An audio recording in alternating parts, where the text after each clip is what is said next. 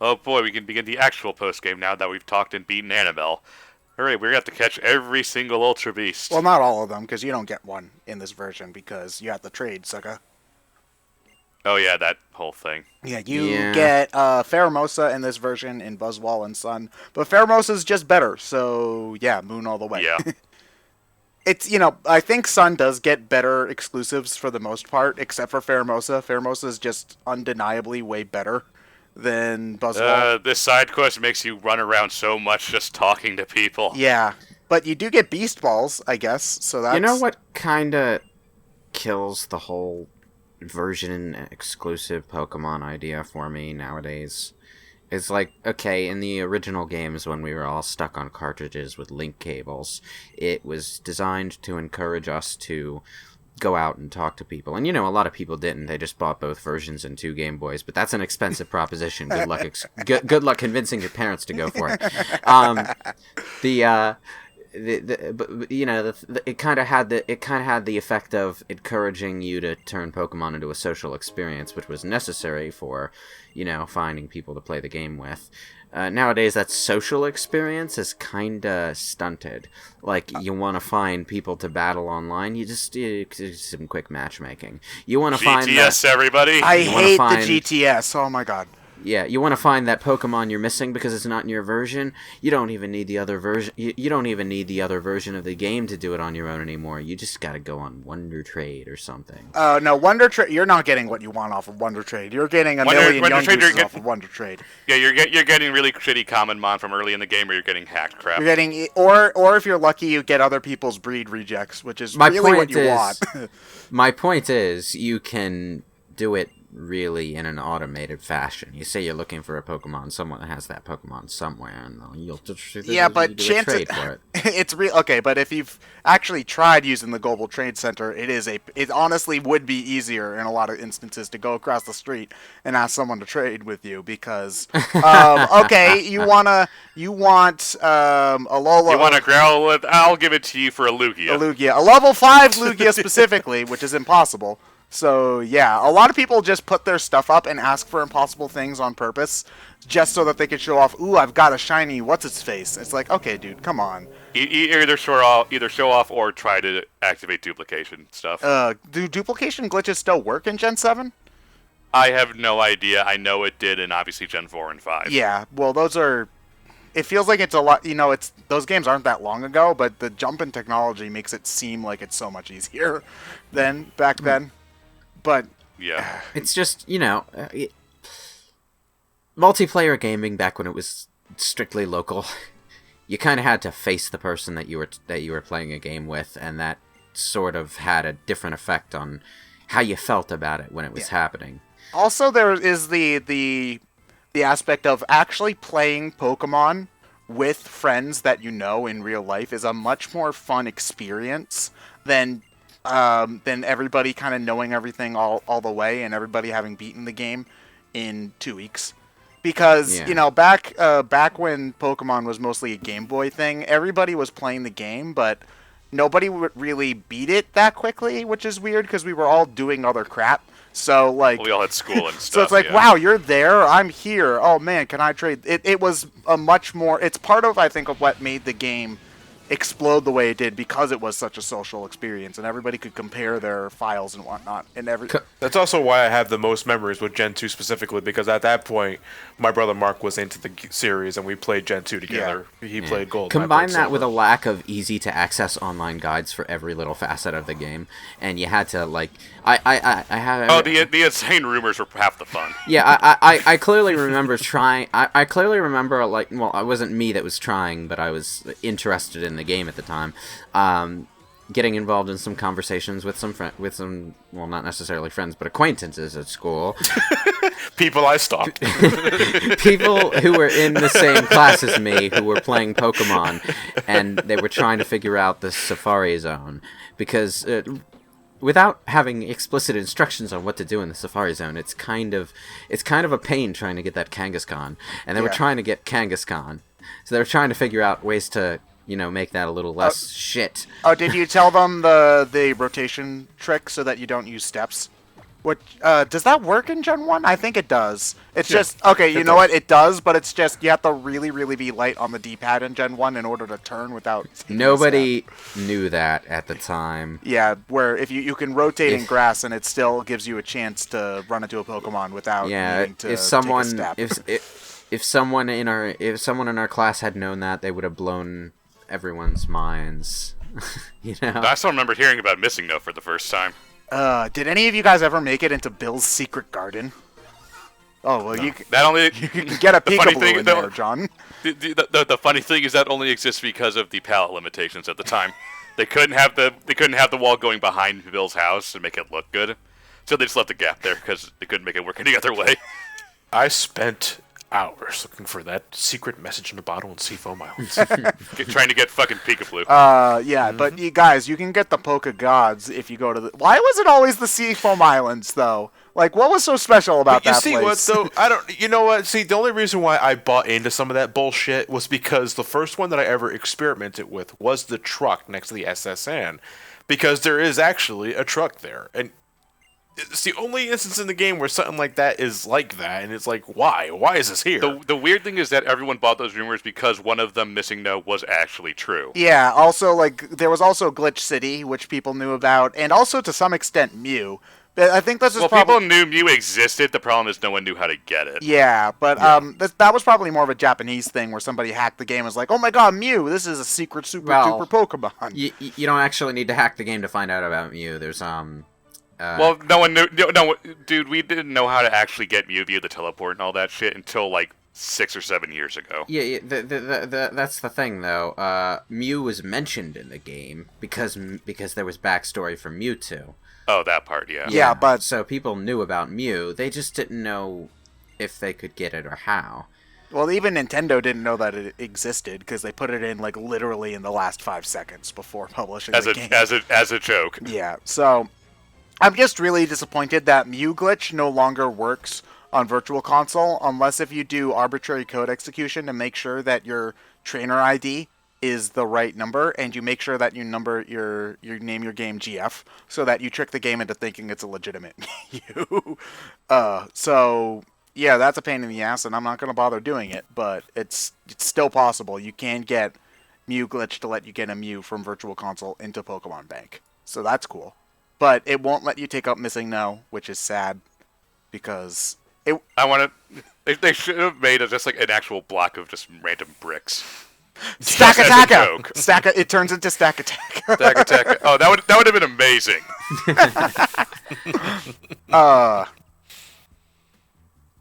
Hey, Chief. Hey, I was kind of in the hotel room with this attractive lady friend of mine. You're kind of killing the mood here, pal. We didn't need to know that. Revere translated to cock block. Dare I ask who it was over there? It was Tits McGee, wasn't it? More of an ass man myself, dude. Just so you know. Alright then, that got awkward. Okay. I'm telling you to get out of the room! I like how he just sort of slips in, he just sort of steps into the room, walks in, and then walks up to a wall and turns his back to it, and then says hi. He needs to be mysterious, man. You know about these anime mysterious types. If they don't do everything in the most cool and so edgy manner, they like literally have a heart attack. Like, actually, the trope that this particular character is supposed to get into is like the somehow really competent but lazy person. Looker, I'm sorry. I'm sorry, alright? We don't have time to watch your soaps at the moment. We're talking about important things. Oh, they're actually calling... It was Rodney again, was it? They're actually calling them UBs. Yeah, right? that's their... Ultra Bees. That's their, like, Shorthand. code name. It's actually one thing that's interesting is they only use the code names in the marketing. And so, like, the actual names for these things you didn't know until you actually caught them yourself, which was cool, I guess. You mean like the one thing they didn't spoil ahead of the game coming out? That I am really disappointed by, because they did that to some extent in X and Y as well, where I felt like they revealed way too many Pokemon beforehand. And they definitely did the same thing with Sun They and showed Moon. everything about this game before it came out. There's, I think, like less than 10 Pokemon that you didn't see before the game. In this game before it came out. At this point, Game Freak is just really just doesn't care because they figure, oh, it'll be all online in the first couple of hours anyway. Why hide anything? But it's weird though, because for Ultra Sun and Ultra Moon, for a couple of months, they were much better about hiding stuff to the point where they And then, didn't. like the last 3 or 4 weeks, they just spoiled everything. Yeah, but it's also they were too paranoid about not showing stuff too quickly because there was so much that they didn't tell about the game that we didn't even really know what kind of game it was. Like, we knew it was Gen 7, but we didn't know if it was an Emerald-styled game or a Black and White 2-styled game until, like, 3 months before the game came out. It was ridiculous. So... And then, like, the last 3 weeks, they just spoiled everything. Yeah, basically, which is... Yeah. So, yeah, I really hope that for the next Pokemon game, they ease back. Like, it's kind of one of those things like Super Mario Odyssey, for example. If they had revealed a couple of those games, even just a handful more of those game secrets before they, before it released, I think that a lot of what the best moments in that game would not have been nearly as cool. Like, there's a handful I would name specifically, but I'm not going to spoil the game for people who haven't played it yet, because... So Luigi with his magic balloon. Ooh, free balloon day! So what's the crazy Techno Ball? It's specifically for catching Ultra Beasts. I think it has like a 5 times. Yeah, which is I think like the Catch rate. highest, one of the highest. Yeah, but if you the funny thing though is that if you try to use an Ultra Beast ball on a normal Pokemon, its catch rate It's like 0.1. Is it called? Is that what it's called? Ultra Beast Ball? It's called. I think it's okay. So here's the fun. It's called a Beast Ball here. In Japan, it's called an Ultra Ball because Ultra Balls in Japan are Hyper Balls, which is why they have an H on the top of them. But we named them Ultra Balls in Gen 1 before we knew what they looked like, and they just stuck with that name, and they don't want to change it. So, yeah. Wrap your head around that for a little bit. But, yeah. Yeah, but so a common thing you'll see on, like, Wonder Trade and GTS and stuff is people catching stupid things in Beast Balls because the catch rate's so low. Yeah. Try catching the Mewtwo in Ultra Space from Ultra Sun and Ultra Moon in a Beast Ball. Yeah, but although at least in Ultra Sun and Ultra Moon you can buy them infinitely. In regular Sun and Moon you only get like 40, I think, total. And if you run out during the Ultra Beast section, you have to use normal Pokeballs. And the catch rates aren't terribly low for the Ultra Beasts, but they're low enough that using Ultra Balls would still be a pain. So they're actually pretty easy to catch if you use the Beast Ball. Yeah, you only need to get them to about red health, and then you can just throw a Beast Ball and you should be fine. Yeah. One thing that Ultra Sun and Ultra Moon definitely does better than Sun and Moon is that you can catch all of the original Ultra Beasts infinitely, but the new exclusive Ultra Beasts can only be caught in a similar sort of sequence to this sequence right here. Where it's just like you can catch Bucephalon and Stakataka like twice and then that's it. And if they're not the right nature or stats that you want or whatever, then sucks to be you gotta reset. So, yeah, whatever. Alright. Do you guys know if a Pokemon's like IVs or nature is determined after you catch it or when the battle loads? It's not when you catch it. Because it uses those stats when you're fighting it is the thing. Okay. Yeah, you know that's the case because ultimately, if it's checking for like shiny Yeah. and all that. Right. You're Yeah. right. Okay, I just can't get over the fact that this girl, splattered with paint, somehow wound up with like tribal face paint situation going on. I think she actually uses her I don't know what you would call that part of her hair. She uses that as the paintbrush, and that's why there's paint stains on it. Bangs. Those aren't bangs. I always feel like are just on the forehead though. Like I don't think those would count. Well, no, as it's bangs. the hair specifically from like the forehead part of your cranium, In her case, they're just brushed to the side. and really, really long. Okay. All right. I'll take your guys' word for it because even though I'm the one with the most hair in this group, I literally just like wash it and comb it and then don't do anything else, so I wouldn't be able to. Dude, tell you have You're more a hippie. Yeah, dude, you have more hair than all of us combined. Well, to be fair, John Damn doesn't right. even count. In fact, you took you took my hair. I noticed that after BrainScratch started, I started losing. And BrainScratch started what 2000? 9. 2009. Yeah, that was probably around the time when I started growing it. So Yeah, that's when I started balding. Oh. Yeah.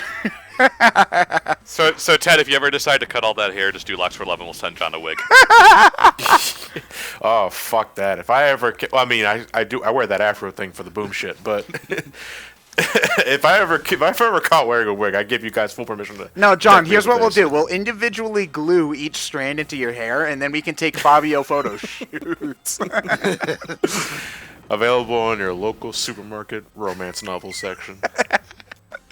John... And bad video game covers. yeah, Wizards and Warriors. By the way, So if we're keychain. being honest, if I was the star of a Wizards and Warriors cover, it's just me and a half-naked flab of fat with a KFC bucket in one hand. And on the other hand, instead of holding up like a regal sword, you're just holding up like one of those plastic lightsabers. A Kingdom Hearts Keyblade prop. Oh my god. No. The actual prop from A New Hope, except they forgot to rotoscope it. Oh yeah, it's just a plastic it's just a flashy film stock that they wrapped around it.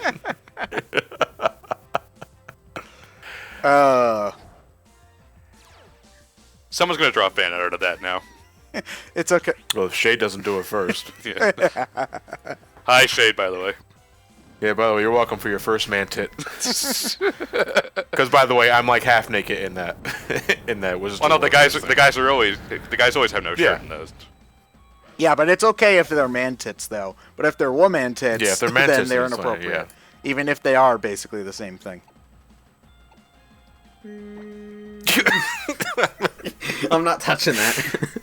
I'm touching Yeah, it. don't Can we touch talk my about don't that you for a touch my second? man tit, Lewis.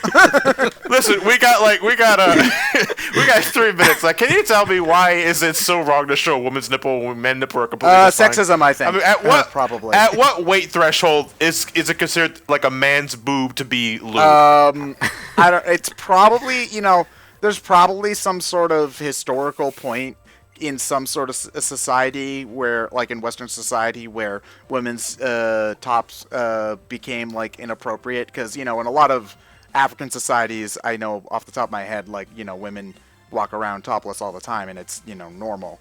But I think it's like a symbol of fertility, I believe. or they just don't feel like wearing a shirt because it's hot in Africa. Whatever. I mean, at the end of the day, yes. But it's the answer's probably sexism. I'm not entirely sure, but I think it's like a solid 70% chance. So yeah. All right, Lewis, you want to touch the nipple? You see, No. so that's how we get men on the internet to vote for feminist laws, is because eventually that will make gender norms equal, and then women will walk around topless again. That's how you do it. It all starts with the nipple. Hashtag free the nipple. Mario set the way. All right, guys. No, it was Mario. It was Mario and Link. Just running around Oh yeah, circles. no, They're Link good. set the way first. Well, there's a giant mushroom monster on screen. That's Yep, interesting. and the top of the tail looks like a nipple. Oh, it does have a nipple. God damn it! It's an umbrella. It's a goddamn umbrella. I don't think there's been an umbrella Pokemon yet, but that'll probably happen eventually. Because that's like a common like yokai thing, is like the umbrella. I mean, if you blur your eyes, Amoonguss kind of looks like an umbrella. Yeah, but that's a common yokai thing, is the evil umbrella, which is such a weird Japanese monster, but whatever. That was someone just looking at the first thing their eye caught on their office, like, oh, it's an umbrella. I'll make a yokai demon out of it. Well, no, that's a mythology thing that's been in Japan for like centuries. Oh no, that's that's what I meant, yokai, as in the Yeah. Japanese word for monster. Well, it's not really that's what- monster. I know what you mean. Yeah, and you know what? But there probably is a yokai watch pretty- yokai that's based off an umbrella. Well, no, I guarantee there is, because that's like one of the most famous ones in Japan. Yeah. So much so it's in Mario Land 2. And there was a 14 tie-in event with Yokai Watch as well. Nah. Life's too short. I don't get yokai watch. Like that's Neither do I. I mean, is it basically another the Pokemon? thing about it. Kind of. The battle system. You don't actually control your monsters in that game. You have like a wheel, and you can turn the wheel, and you can choose which yokai you send out, but it acts on its own. It's kind of like in those RPGs where you choose the AI commands, where they just kind of act on their own accord. It's trying to be sort of a digital pet watch battle thing without the actual physical digital pet watch thing. Yeah, it's bizarre. I don't really get it. Whatever. Like, we're at that age where we don't get it, and the people our age didn't get Pokemon when it came out. So like. But we're all gonna get Nintendo Labo, right? I am. I have it pre-ordered. Don't judge me. There's nothing wrong with tapping into your inner child, but also realize you spent $80 on Okay, cardboard. John, when you buy a book, do you realize that you spend $30 on paper? I can learn something from that at the very Yeah, You least. need to get inside the box. Then you'll know what we mean. You're spending it for the words on the paper, though. Yeah, and when you buy Nintendo Labo, you're spending the money for the stuff you can build out of the cardboard in the game that comes with it. Yeah, Ah. that's true enough. There, I win. It's just a really, really weird peripheral. Oh, no, I'm not saying it's not weird. I'm just saying people who say it's just cardboard kind of are missing the point. I'm just kind of trying to think, like, why on earth did Nintendo come up with this concept? They have to do something with those Wii U boxes, Lewis, okay?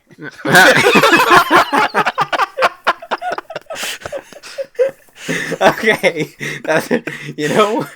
if That makes too much sense. yes, it does.